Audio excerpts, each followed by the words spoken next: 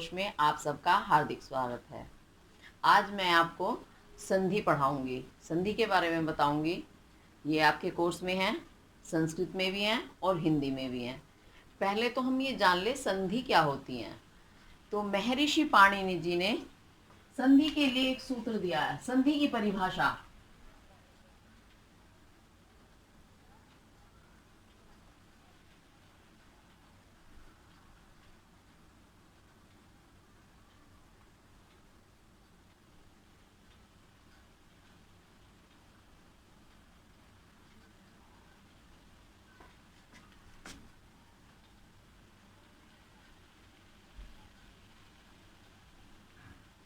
परः सन्निकर्षः संहिता, ये सूत्र महर्षि पाणिनि जी ने दिया है।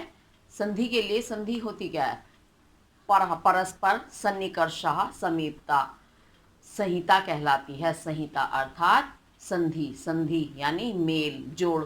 जब दो वर्ण बहुत पास पास आ जाते हैं तो उनके मिलने पर एक परिवर्तन आता है, उसी परिवर्तन को संधि की भाषा में विकार कहते हैं। वह विकार ही संधि कहलाता है। तो परः सन्निकर्षः संहिता, ये संधि का सूत्र है। अब संधि जो है तीन तरह की होती हैं। संधि तीन प्रकार की होती हैं।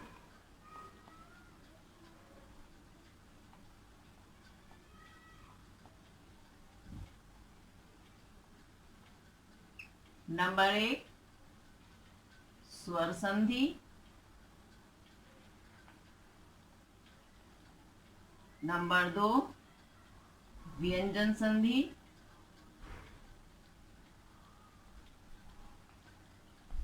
और नंबर 3 विसर्ग संधि।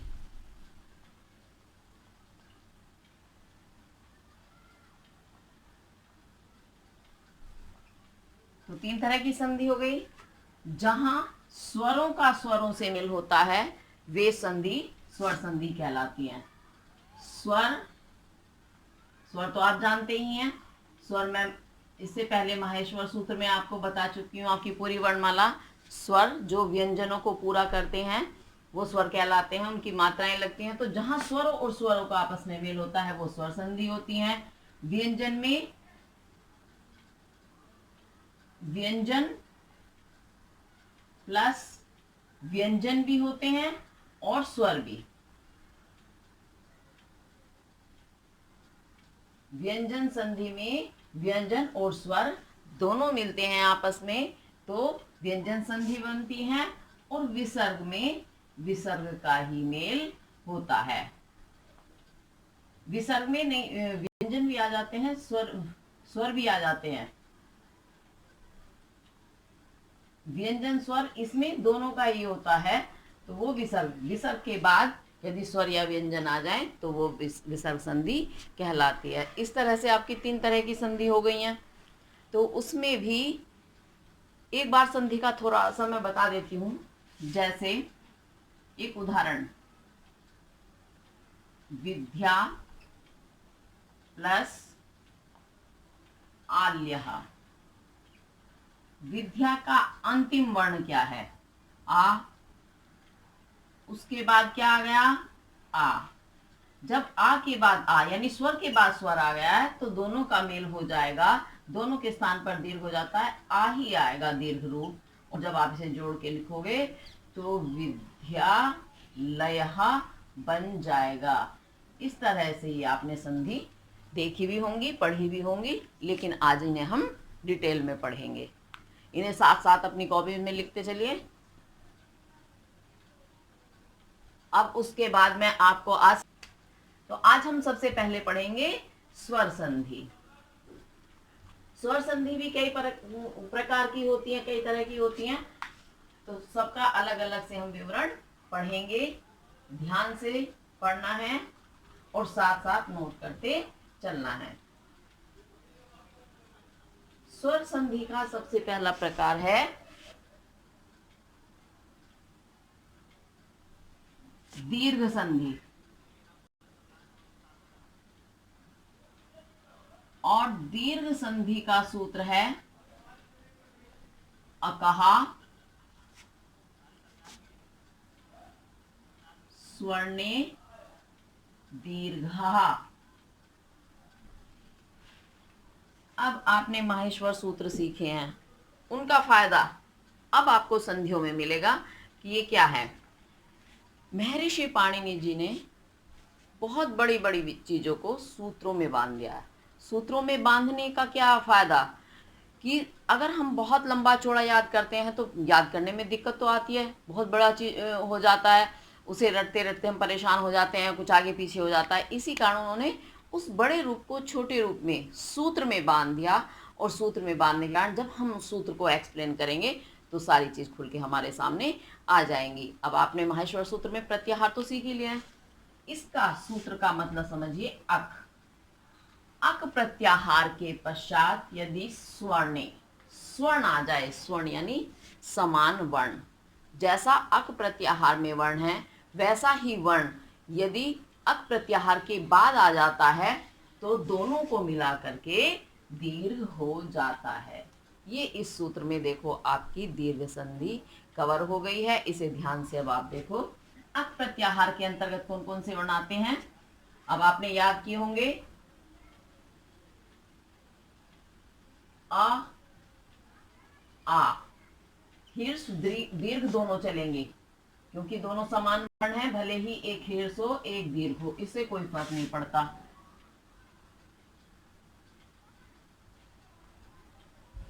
और संस्कृत वर्णमाला में जैसे ए आ हीर्ष दीर्घ, ई भी हीर्ष दीर्घ, ऊ भी हीर्ष दीर्घ, ऐसे ही री भी हीर्ष और दीर्घ होते हैं। ये हीर्ष है और दीर्घ में जो आप री बनाते हो उसी के नीचे एक बार और री की मात्रा कर दो तो ये आपका दीर्घ बन जाएगा।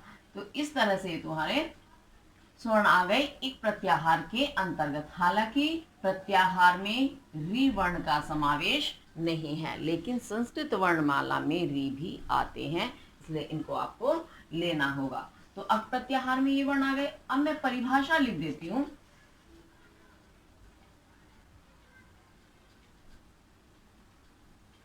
वर्ण तो मैं लिख चुकी हूं। जब अप्रत्याहार के पश्चात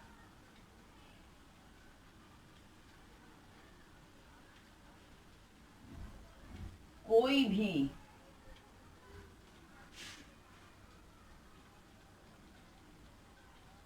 समान वर्ण आता है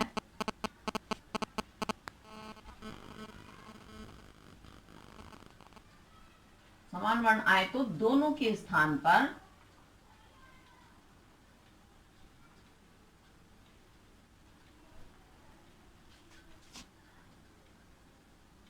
दीर्घ हो जाता है।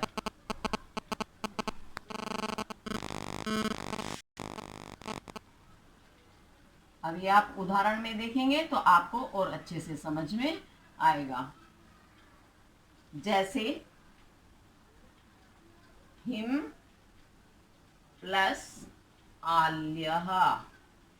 और एक चीज और ध्यान रखिएगा, जब आप संस्कृत में संधि करते हैं, संधि अर्थात जोड़ना, संधि विच्छेद अर्थात तोड़ना, विच्छेद का अर्थ होता है तोड़ना।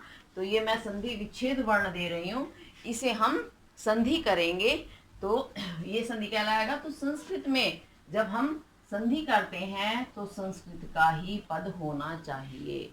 पद संस्कृत में सार्थक शब्द को पद कहते हैं। सार्थक यानी सा सहित है अर्थ के, जो अर्थ के साथ है वो सार्थक कहलाता है, अर्थात जिस शब्द का कोई अर्थ हो। निरर्थक शब्द जो हैं जिनका कोई अर्थ ना हो वो पद नहीं कहलाते।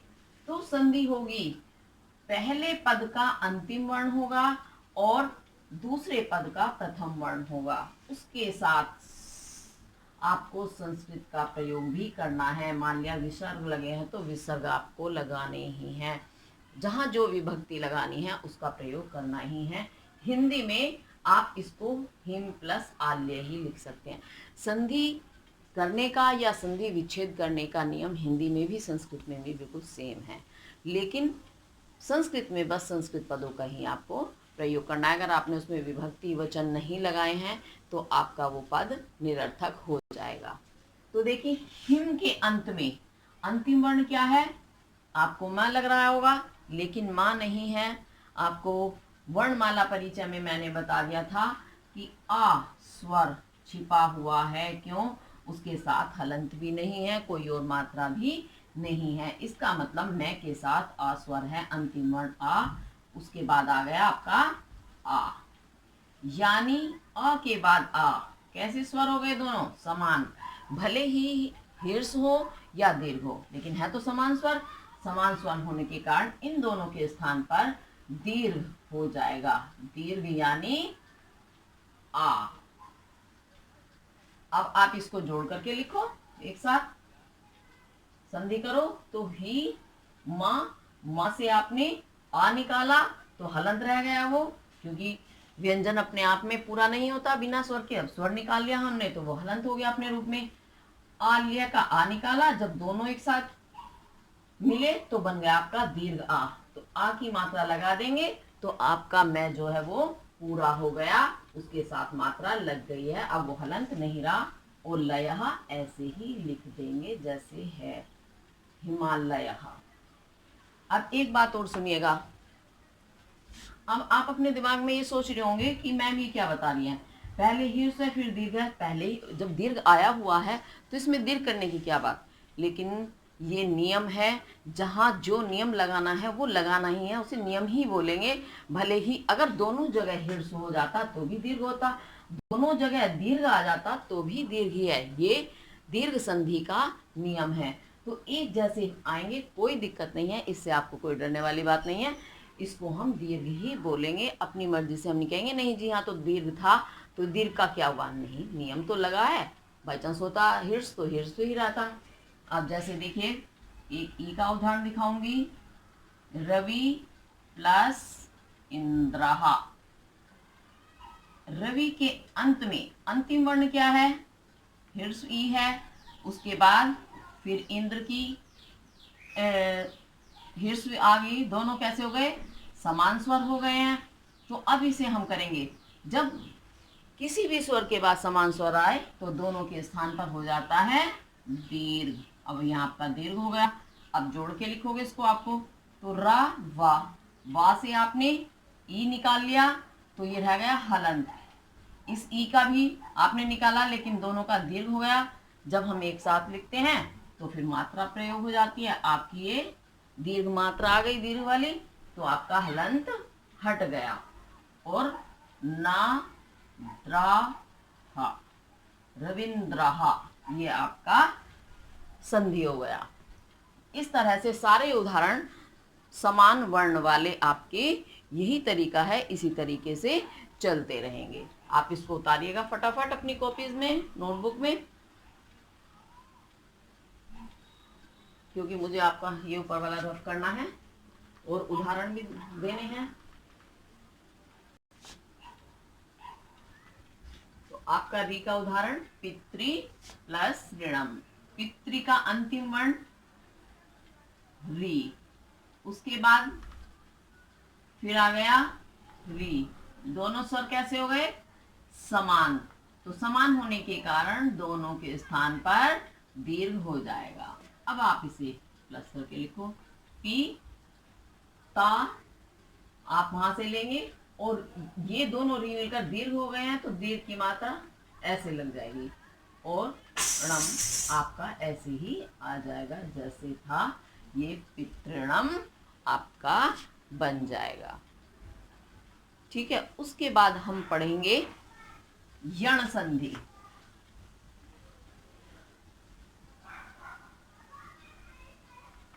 यण संधि, यण संधि का सूत्र है इको यण ची। इको यण ची में देखिए, सूत्र से ही पहले मैं समझाती हूं। इक प्रत्याहार के पश्चात यदि कोई भी असमान स्वर आ जाए तो इक का यण बन जाता है। अब इक प्रत्याहार में आपके कौन कौन से वर्ण आते हैं? इक के अंतर्गत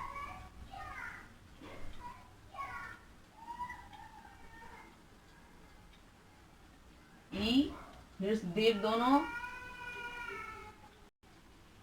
ऊ दोनों,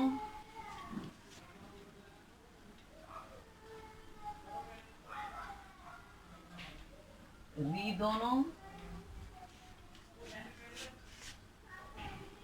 री। ये इक प्रत्याहार है आपके। इक प्रत्याहार के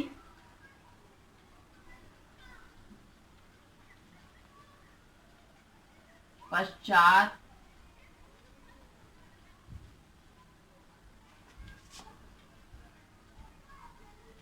यदि कोई भी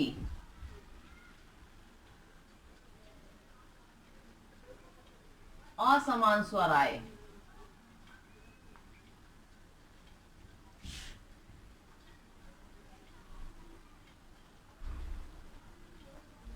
आए तो एक यण में बदल जाता है, यण प्रत्याहार में।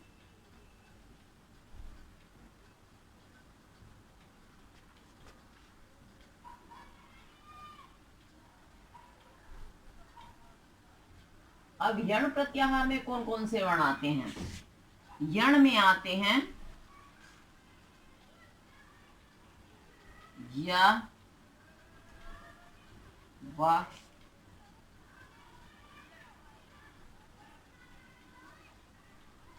रा और ला। ये आपके यण प्रत्याहार में आते हैं। तो इक प्रत्याहार में बदलना क्या है? यदि इक प्रत्याहार के बाद कोई भी असमान स्वर आया तो इक यण प्रत्याहार में बदल जाता है। अब इक में आया ई, यानी ई के बाद कोई भी असमान स्वर आया तो ई जो है वो या भी हलंत वाला, ये ध्यान रखना, हलंत है, शुद्ध है, इसके साथ कोई भी स्वर नहीं है। ई या में, ऊ वा में, वा भी हलंत है,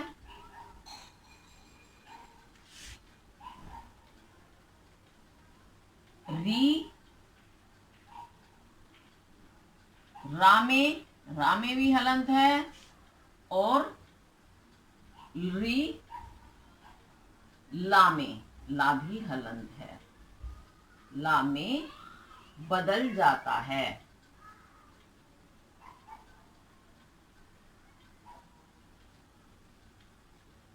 अब मैं उदाहरण जब दूंगी आपको और भी अच्छे से समझ में आ जाएगा। पहले इसे आप नोट करिए। अब पहला उदाहरण मैं देती हूं आपको।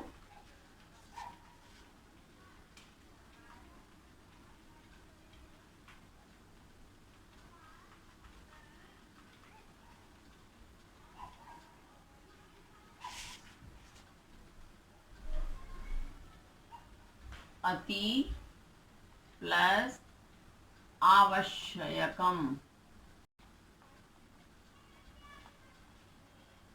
अति प्लस आवश्यकम। अति के अंत में क्या है? हिर्स ई, उसके बाद क्या आ गया? आ। आपके इक प्रत्याहार के अंतर्गत ई आता है, तो उसके बाद कैसा स्वर आ गया? असमान। असमान स्वर आने के कारण आपका ई किस में बदल जाएगा? ई बदल जाएगा या में। ठीक है, हलंत लगाएंगे। अब आप इसको प्लस करके लिखिए। तो आ, ता से आपने ई निकाल लिया तो क्या रह गया? आधा। उसे आधा ही लिखोगे। उसके बाद आपका ई जो है असमान स्वर के कारण या में बदल गया है, तो भाई अब आप या लिख दीजिए, और यह भी आपका हलंत है। हलंत मैं इसलिए लगा रही हूं कि आपको समझ में आए कि मैम ने यह लिखा था तो ये पूरा कैसे हो गया। हलंत लगाया हमने, लेकिन जो अंतिम वर्ण है उसमें कोई परिवर्तन नहीं आना है, वो जैसा है वैसा ही रहेगा। एक चीज़ और मैं आपको बता दूं, जब हम वर्णों को आपस में मिलाते हैं तो जो स्वर है उसकी मात्रा लग जाती है। व्यंजनों के साथ मिलते ही हमें पदों को जोड़ते ही मात्राओं का प्रयोग करना पड़ता है स्वर के स्थान पर। तो यहाँ आवश्यक में आ है तो आ की मात्रा लग गई, तो आपका जो ये है वो पूरा हो गया, हलंत हट गया। ठीक है। उसके बाद आवश्यकम, आवश्यक अत्यावश्यकम आपका शब्द बन गया। ये यण संधि का ई का उदाहरण है। उसके बाद ऊ का उदाहरण अभी बताते हैं।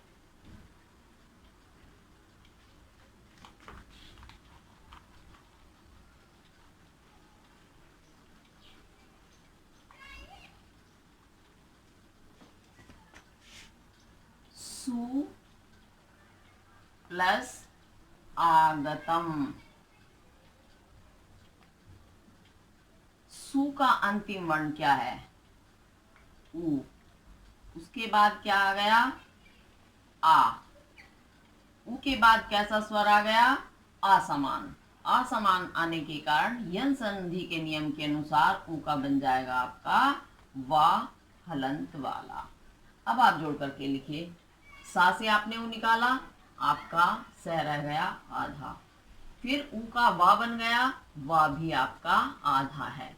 लेकिन आगतम की आ मात्रा लगते ही वो आपका हट जाएगा हलंत और गतम। स्वागतम, सु भली प्रकार से आगतम, आने वाले का स्वागत, स्वागतम कहलाता है आपका। ठीक है। ये आपका ऊ का उदाहरण हुआ।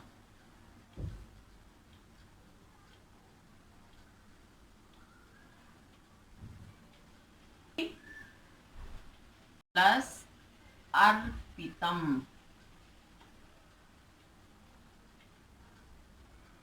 पितृ का अंतिम वर्ण क्या है? री है। री के बाद आ गया, तो री के बाद असमान स्वर आ गया, तो री का आपका रह जाएगा हलंत। अब इसको आप जोड़ कर लिखिए। पी आपका ता आधा रह गया है और ये हलंत रह गया है आपका, लेकिन री जो है वो रा में बदल गया है। इसे आप यहां लगाओगे और अर्पितम का आ इसमें छिप जाएगा, तो आपका रा पूरा हो जाएगा और पितम ऐसे हो जाएगा, पित्र अर्पितम।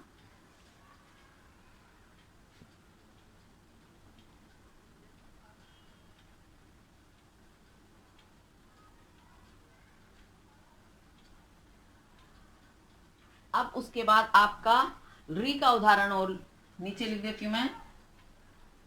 री प्लस अकारहा। री का अंतिम वर्ण क्या है? री तो अपने आप में ही ये पूरा वर्ण है, स्वर माना जाता है री संस्कृत वर्णमाला में। तो री के बाद क्या आ गया? असमान स्वर आ गया है, तो री का क्या? ला बन जाएगा हलंत वाला। अब आप जोड़ करके लिखिए। ला हलंत, उसके बाद अकारा का आ लय में छिप जाएगा, हलंत हट जाएगा और लकार रहा आपका बन जाएगा। इस तरह से ये आपके यण संधि पूरी हुई। अब मैं इसको रफ कर देती हूँ,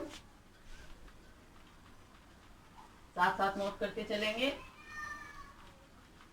और कोई भी दिक्कत लगती है तो प्लीज आप कमेंट करके पूछ सकते हैं, लेकिन समझिएगा ध्यान से।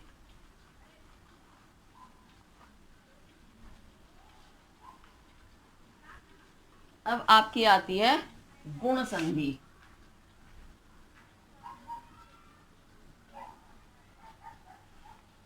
गुण संधि, गुण संधि का सूत्र है आद गुणहा।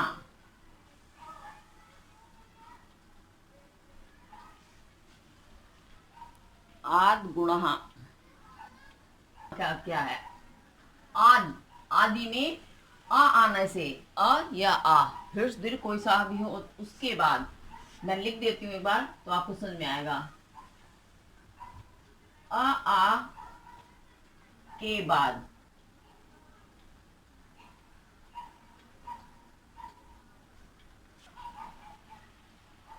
तो आ के बाद जब ई कोई सा भी हो सकता है आए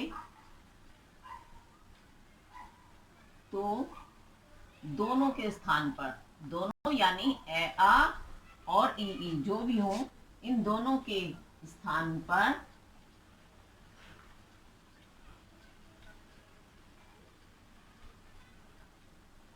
ओ हो जाता है।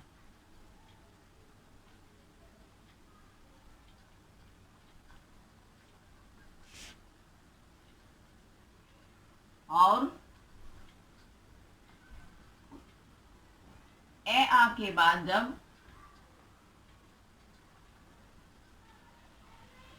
ऊ, कोई सा भी ऊ हो आए तो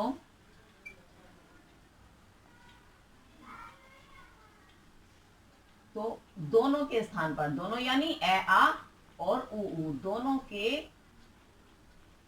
स्थान पर, हाँ भैया थोड़ा मिस्टेक हो गया है, आप इसको सही कर लेंगे। यहाँ ओ हटा करके ए बनेगा। ई ए आ के बाद जब ई आए तो दोनों के स्थान पर ए होता है, और ए आ के बाद जब ऊ आए तो ए आ और ऊ दोनों के स्थान पर ओ हो जाता है।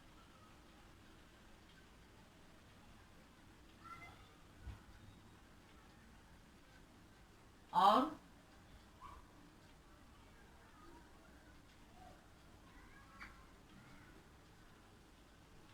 ए आ के बाद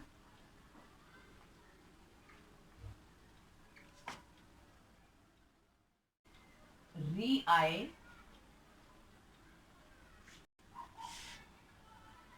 तो दोनों के स्थान पर होना, दोनों के स्थान पर ही है हर जगह।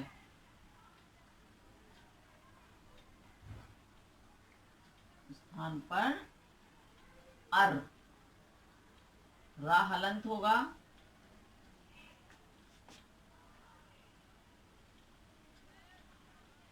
और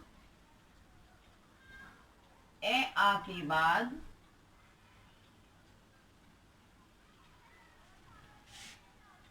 यदि री आए तो दोनों के स्थान पर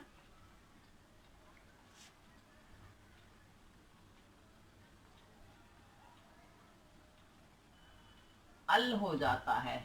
अल में ला हलंत है।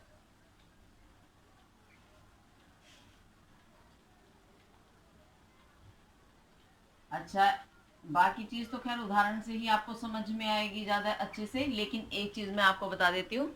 अक्सर मैंने इतनी जगह ये बार बार ए आ के बाद ई आए तो आई हो जाता है, ए आ के बाद ऊ आए तो ओ हो जाएगा, हर जगह लिखा है। क्यों?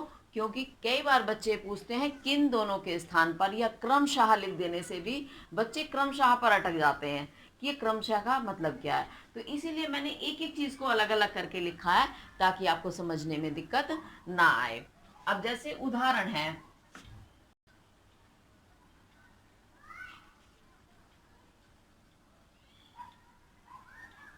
सुर प्लस ईशः,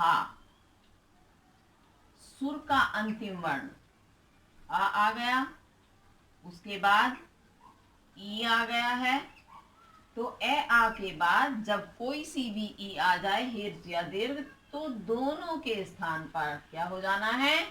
ए। अब आप इसको जोड़ करके लिखेंगे, सुर, रा आपका हलंत हो गया, उससे है निकल गया, लेकिन अ और ई ए बन गए। ए की मात्रा आप रा के साथ लगाएंगे तो आपका ये जो हलंत है ये हट जाएगा। सुरे, और शाह बचा बाद में, शाह लिख दो, सुरेशाह आपका शब्द बन जाएगा। सुरेशाह, महेशाह, ये इसी तरीके से बनते हैं सारे वर्ण। इसे आप साथ साथ नोट करते चलिए। अब आगे मैं एक बार इसको रफ कर देती हूँ। दूसरे उदाहरण बताऊंगी। तो देखिए आपका महा प्लस उदय, उदाहरण है महा का अंतिम वर्ण है आ, दीर्घ, उसके बाद क्या आ गया उ। तो अभी आपने संधि का क्या नियम पढ़ा था, जब ए आ के बाद उ या उ दोनों में से कोई भी आ जाए तो दोनों के स्थान पर ओ हो जाता है। ये गुण संधि का ओ का उदाहरण है। अब आप जोड़ करके लिखिए, म ह से आ निकला और उ दोनों मिलकर हो गए, मात्रा लगा दो, ओ और दया, महोदय आपका उ का उदाहरण है। उसके बाद वो एक चीज और मैं बता दूं साथ साथ, ये गुण संधि इसका नाम क्यों पड़ा, गुण यानी दीर्घ का मतलब समझते हो, संधि से ही पता चल रहा है कि दोनों मिलाकर के दीर्घ हो जाते हैं। यण में ई का य, उ का वाय, री का र हो जाता है। लेकिन गुण संधि के नाम से गुण हो जाना यानी दोनों अपना रूप छोड़ करके एक नया रूप धारण कर लेते हैं, है ना। तो वो नया रूप धारण करने के लिए ये गुण कहलाता है, इनकी ये खासियत है, ये इनका गुण है। और एक चीज मैं साथ साथ बता देती हूँ, मैंने बताया था जब आपको स्वरों का परिचय दिया था तो उस समय मैंने बताया था स्वर में ए, आई, ओ, औ, अंग, अहा, ये मैंने बताया था संयुक्त स्वर होते हैं। संयुक्त यानी शुद्ध रूप में नहीं है, संयुक्त स्वर है ये। तो इसका मतलब आपको समझ में आया होगा। ए आई जो है वो किससे मिलकर बने हैं, ए या आ प्लस ई या ई, इन दोनों के मेल से ए आई बने हैं। और ए आ प्लस उ, इन दोनों के मेल से आपके ओ और औ बने हैं, ठीक है। और आ प्लस हमारा अनुस्वार वर्ण जो होते हैं, अनुनासिक, अंतिम हर वर्ग का अंतिम वर्ण बताया गया था अनुनासिक होता है, उनके मिलने से आपका अंग बना है।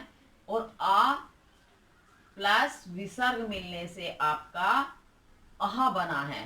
तो इस तरह से आपके ये सारे स्वर संयुक्त स्वर कहलाते हैं। यही इनका गुण है, यही इनकी खासियत है। अब इसके बाद और भी उदाहरण मैं बता देती हूँ।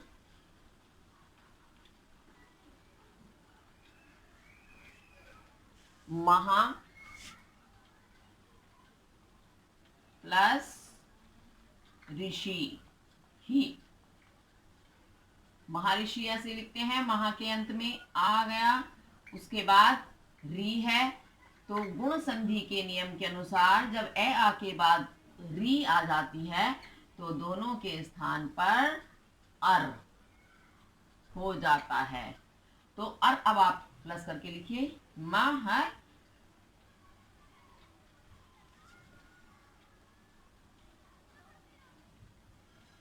हाँ, उसके बाद आप क्या आ और री का अर बन गया है।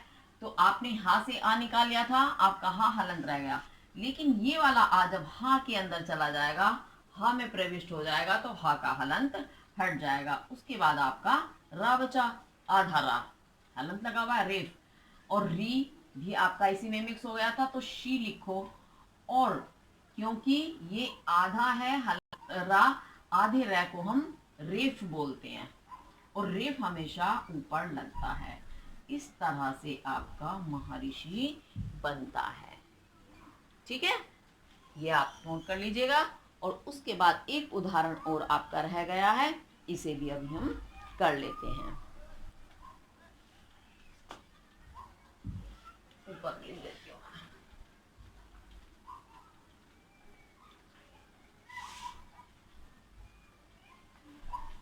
ताओ प्लस विकारहा,